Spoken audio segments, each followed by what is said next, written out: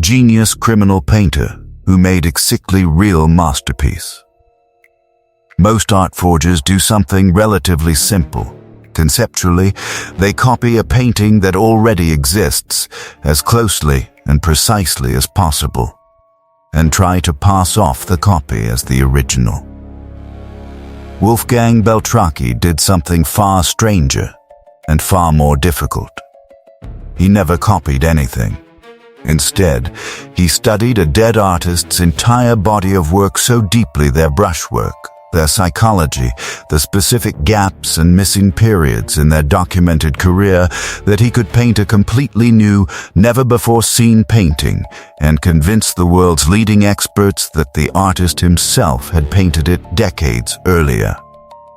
In a sense, every single Beltracchi forgery was an original painting. He simply lied about who painted it. For nearly 40 years, that lie was worth tens of millions of dollars. Wolfgang Beltracchi's gift was a rare combination of two completely different skills. He was a genuinely extraordinary painter, technically capable of replicating almost any artistic style on command. And he had an obsessive researcher's understanding of art history, knowing exactly which periods of an artist's career contained gaps, missing or undocumented works that historians suspected existed but had never seen. He targeted those gaps specifically. If a painter was known to have gone through a period of producing works featuring forests, and a separate period producing works featuring crowds of people, Beltracchi would paint the missing transition piece, a painting combining both themes that historians might believe represented an undiscovered bridge between the artist's known periods.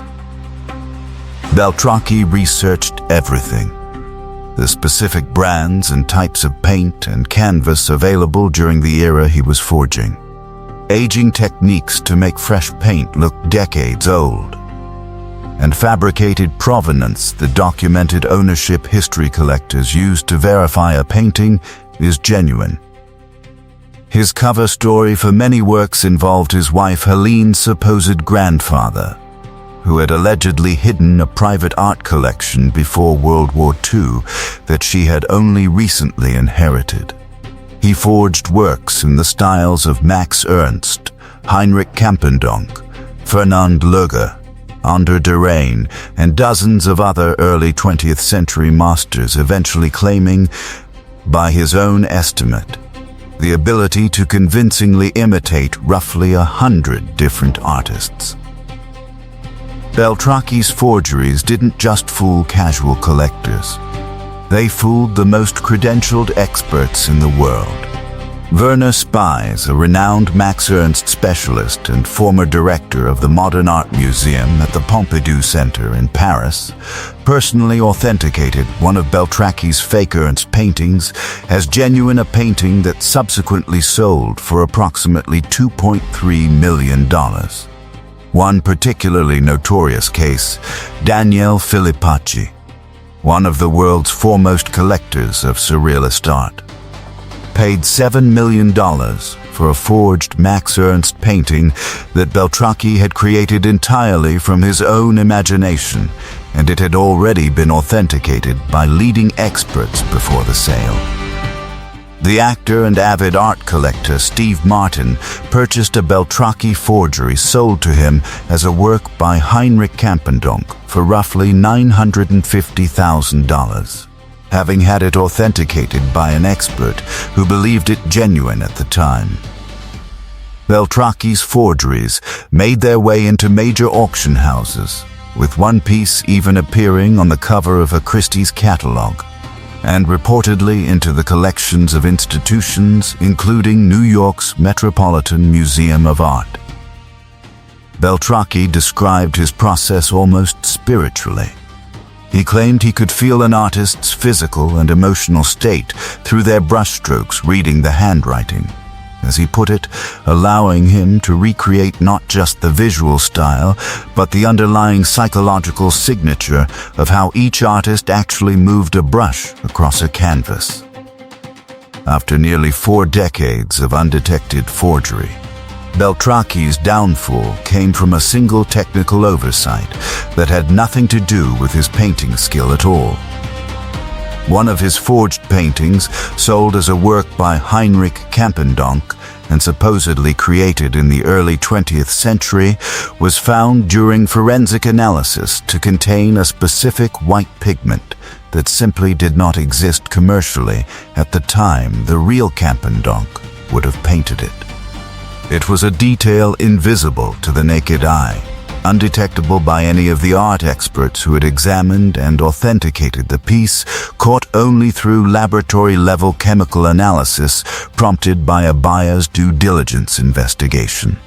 Beltracchi was, in his own words, too good for decades, caught not by anyone's eye, but by the simple chemistry of a paint tube he didn't know hadn't been invented yet. In 2011, Wolfgang and his wife Helene, his primary collaborator throughout the scheme, were convicted. Wolfgang was sentenced to 6 years in prison. Helene received 4. Together, they were ordered to pay approximately $38 million in damages.